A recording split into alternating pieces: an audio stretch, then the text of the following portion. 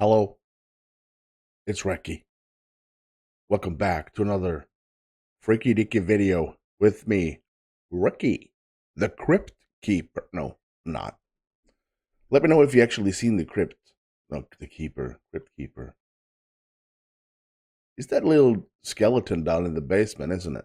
Well, either way, we got some MrBallen coming up for you today, and we actually going back to the top 3 videos with disturbing backstories, part uno. I'm sorry about the sun behind me, and my wife told me that you can always take down the shades, and Ricky don't do that. Ricky's too lazy. So here we go. If you do enjoy the content, I want you to smack the like and throw a Molotov cocktail at the subscribe button. He enjoys fire.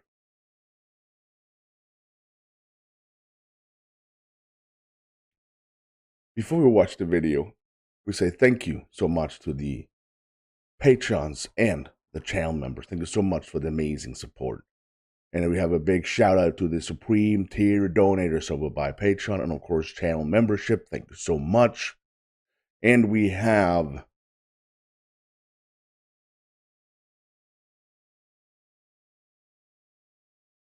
I thought I had it here. Here we go. Yeah, I'm not going to edit this out. I'm lazy, I said. Deja, Walt, Roni, Dwayne, Tammy, Kevin, and Dana. Thank you so much. I still can't remember those names. Thank you for sticking around for the mishap. Either way, this is about 15 minutes long, and I'm going to enjoy every second of it. Oh, for Christ's sake, Recky. Yeah. Yeah, let me know if you're still here. I'm trying to be as fast as I can, doing all my things here. I do live streams two times a month on Saturdays. I stream every Friday. There you go. Now let's watch the video. Today I'm going to share with you 3 progressively more disturbing stories, and at the end of each of them, I'm going to share with you the video that is famously associated with them. But before I get into today's stories, if you're a fan of the strange, dark, and mysterious delivered in story format, then you've come to the right channel, because that's all I do, and I upload 3, 4, even 5 times every week. So if that's of interest to you, please give the like button a wedgie, and then also subscribe to this channel and turn on all notifications so you don't miss any of my weekly uploads. All right, let's get into today's stories.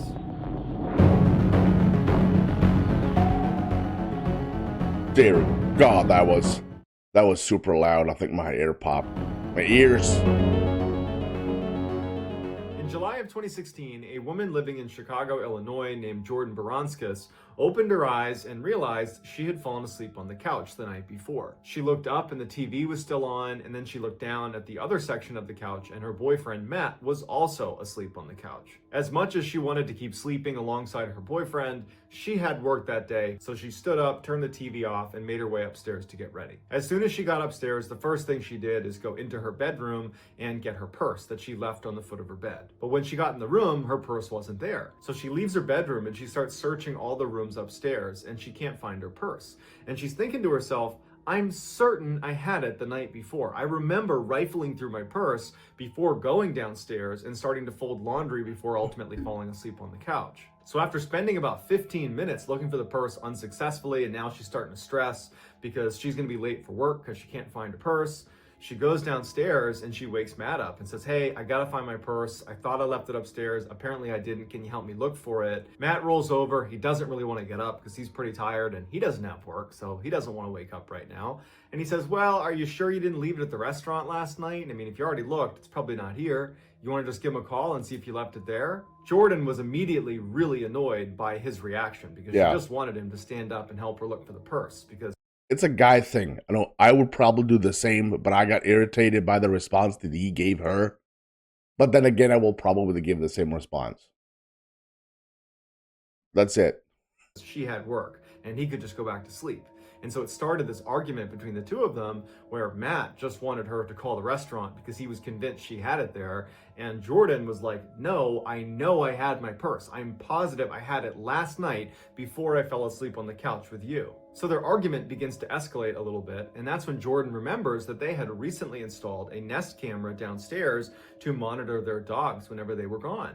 And she thought, we can just That's look at the footage on the Nest camera, we can see me walking into the apartment, and I will either have or not have my purse in my hand. And so Jordan opens up her app and she calls Matt over, and they go back to the night before, right before they left for the restaurant. She's got her purse in hand. They leave the front door, and then several hours go by and they come back in, and very clearly Jordan has her purse in her hand. And Jordan turns to Matt and says, told you so. And Matt's like, okay, fine, let me help you look. And as they're about to put the app down, she realizes on the Nest camera timeline that motion was detected at 3:30 in the morning when they were both clearly asleep on the couch. And so she calls Matt back over and says, here, look, there's motion detected at 3:30 in the morning. And they hit play. After the couple had fallen asleep on the couch with the TV on, a hooded figure emerges from their upstairs hallway and oh stands my at the top god. of the stairs and just watches the two of them sleep. Before he left, he stole her purse along with a couple of other things from their apartment. And somehow this guy has never been caught, and he's been given the nickname Creeper Ghost. Whoa, that was nasty. But how the hell did he get upstairs? Like a fire ladder or something? Did he climb up the vines? I don't know. I don't know. That was nasty though. Edna Centrone was born on October 10th, 1954 in Puerto Rico, and she was brought to New York by her mother when she was about 5 years old. Edna's family had no money. Her mother, who supported her, was a clerical worker at the New York City Board of Education, where she would bring 2 boiled eggs to work every day so that she wouldn't have to pay for lunch. Edna's family lived in Lower Manhattan on Delancey Street, a neighborhood that was famous for waves of ethnic immigration. Edna had a tough childhood, but she would say she was loved and had enough. In 1987, Edna would meet her future husband, William. William had been visiting his brother at his brother's girlfriend's house in Upper Manhattan. When William walked into the kitchen, Edna was sitting there. And he was so struck with her beauty, he immediately left the room, found his brother, and said, who is that woman sitting in the kitchen? And his brother would tell him that that was Edna. William went right back into the kitchen, and the two of them hit it off right away, and almost immediately they were dating. Every morning, William would leave his Brooklyn apartment and drive all the way to the north end of Manhattan. He would pick up Edna and then drive her to Midtown where she worked. And then he would fight traffic to go to his job. So it was just this horrible, horrible morning commute. But he loved Edna so much, he had no problem in the world doing it. Any chance he got to be around Edna, he was happy. A couple of months after they met, Edna would move in with William in his apartment in Brooklyn, and then 2 years later, they would get married. They discovered that Edna was not able to have kids of her own, and so they talked about adopting, and they were really excited about it, but they kept pushing it off for financial reasons. Like a lot of other couples in their neighborhood, they both had to work multiple jobs in order to make ends meet. Edna worked Monday through Friday as an administrative assistant for Marsh & McLennan, which was a large insurance broker located in the World Trade Center. William was a doorman in an apartment building on the swanky Upper East Side. Monday through Friday, after he was done Did he say swanky? working as a doorman at about 3 p.m., he would go to Harlem, where he and Edna owned a small flower shop, and he would work there until 8 p.m. at night. And then over the weekends, he and Edna would work at the flower shop. For fun, they liked to drive north to Bear Mountain State Park, where they would meet up with friends and relatives for barbecues and cookouts. And anytime they had a little bit of extra money, they loved going to Atlantic City and spending a little bit of cash on the slots and then taking advantage of the free food that came with gambling. But more than anything else, William and Edna got the most enjoyment out of each other. They were madly in love and inseparable for all 14 years they were together. That even on their worst days, when they came home and things just weren't right, they would always sit down together and they would eat their favorite ice cream and watch their favorite TV show together. On September 11, 2001, William dropped Edna off at the World Trade Center where she worked. She made her way up to the 93rd floor of the North Tower where Marsh & McLennan was. She proceeded at her desk and began the day like any other day. At 8:46 a.m. that morning, a plane that had been hijacked by Al-Qaeda terrorists intentionally flew into the North Tower, crashing into floors 93 through 99. Everyone on board the plane and hundreds of people inside the towers where it was struck were killed instantly. Edna survived the initial crash, but she, like everybody else who was at floor 92 and up inside the North Tower on 9/11, were all trapped. Shortly after the crash, a cameraman on the ground was filming the impact site on the side of the World Trade Center, and they inadvertently captured Edna Centrone coming to the edge, clutching onto a metal girder, and she appears to be waving as if she's hoping someone is going to come up here and save her. But of course, there was no way to get to her, and she, like so many others that were trapped inside of the Twin Towers, had to make the terrible choice of waiting for the fire to consume me or jumping out this window. We don't know what her final choice was. However, we do know she was one of the 2,976 people who lost their life during that terrorist attack.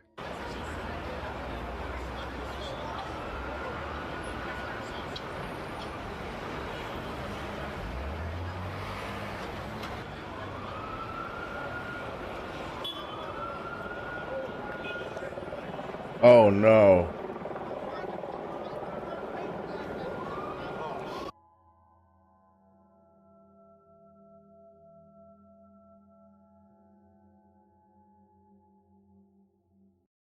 That was shit.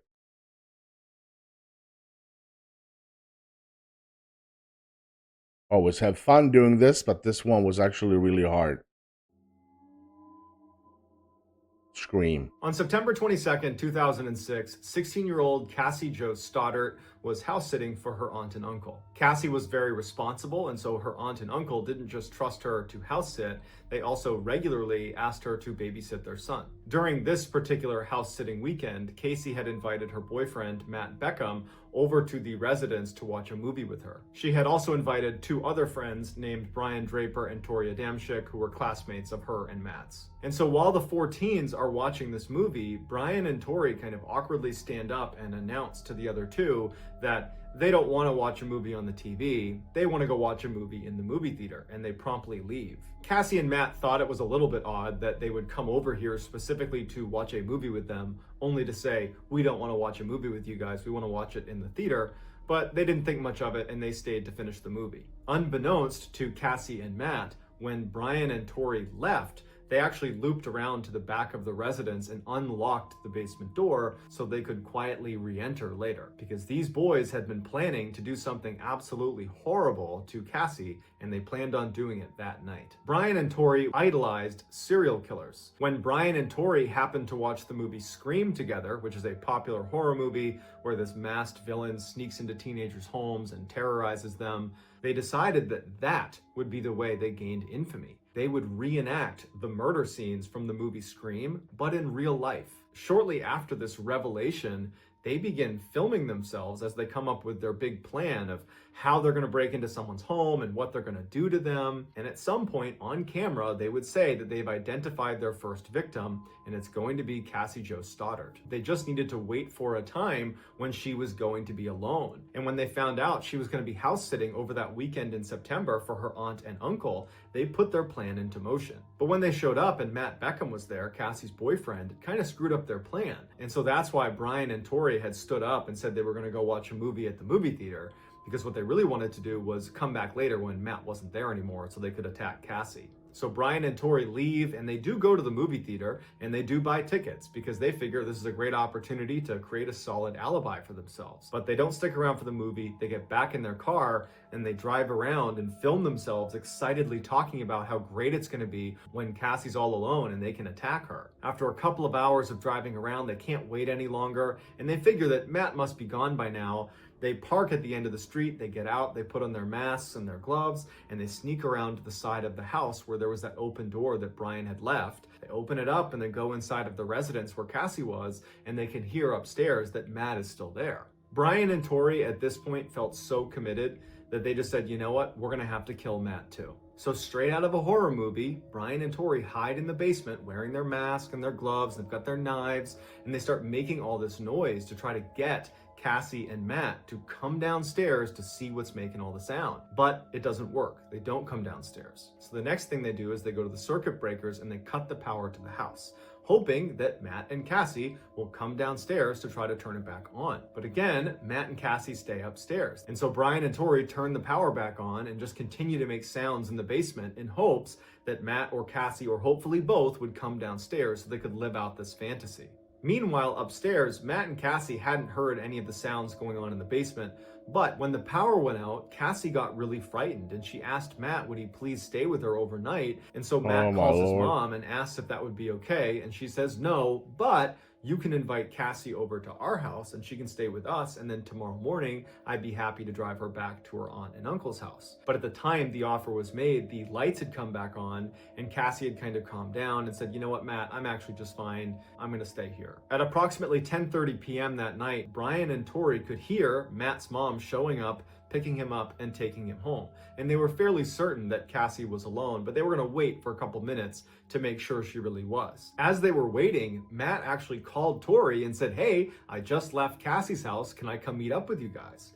And Matt would later tell police that he couldn't really understand what Tori was saying. It was like he was whispering. And so Matt assumed that he must still be in the movie theater watching the movie. And Matt kind of gave up on the idea of meeting up with them and ultimately just hung up. And so after Tori got off the phone with Matt, he turned to Brian and said, she's alone. Matt just said so. Brian and Tori turned the power off once again and then walked up the stairs and slammed a closet door in hopes that it would entice her to come into the basement. But it didn't work because Cassie was horrified. She heard the slamming door, the lights are out and she's all alone, and so she's huddled up on the couch, terrified. So Brian and Tori, frustrated they can't live out their fantasy exactly the way they wanted to by attacking her in the basement, so they go upstairs, walk into the living room where Cassie is huddled on the couch, fearing for her life, and they proceed to stab their friend to death. After the murder, Brian and Tori ran from the house, got in their car, and the first thing they did is they fired up their video camera and they filmed their excited reaction to ending Cassie's life.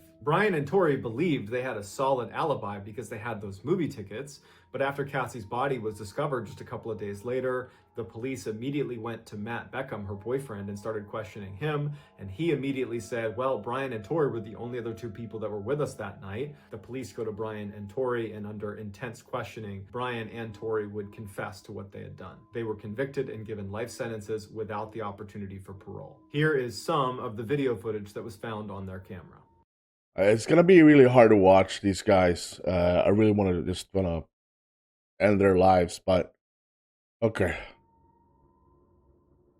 We found our victim, and sad as it may be, she's our friend. But you know what? We all have to make sacrifices. Our first victim is going to be Cassie's daughter. She's going to be alone in a big, dark house out in the middle of nowhere. How perfect can you get? We know there's lots of doors. There's lots of places to hide. I locked the back doors. It's all locked. Now we just gotta wait. I just killed Cassie. We just left her house. I saw her lifeless body just disappear. Dude, I just killed Cassie. So that's going to do it, guys. Let me know in the comments what you thought of today's videos, and I will pin the best comment at the top of the comments section. If you enjoyed today's video and you haven't done this already, please give the like button a wedgie, and then also subscribe to this channel and turn on all notifications so you don't miss any of our weekly uploads. I already did that, and if you want to do it too, you find the link for the channel and for this video we watched right in the description. Go there and give them the support they so much deserve. I did enjoy this. I was really angry the last one, this stupid little kids freaks, and it actually got me really going. I feel like I'm really hot in my face because I'm really fuming, but I did enjoy this. If you did too, smack the like and of course a roundhouse kick the subscribe button, or use Molotovs. Either way, he's gonna enjoy it. I'm Recky. You stay safe.